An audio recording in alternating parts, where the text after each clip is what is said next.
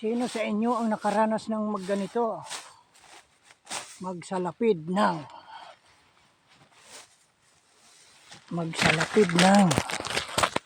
tatambakan ng palay. Ito. Mamaya dito namin tatambakin yung aming pinag-asyab. Alas 12 tapat mga kagarden, ang init.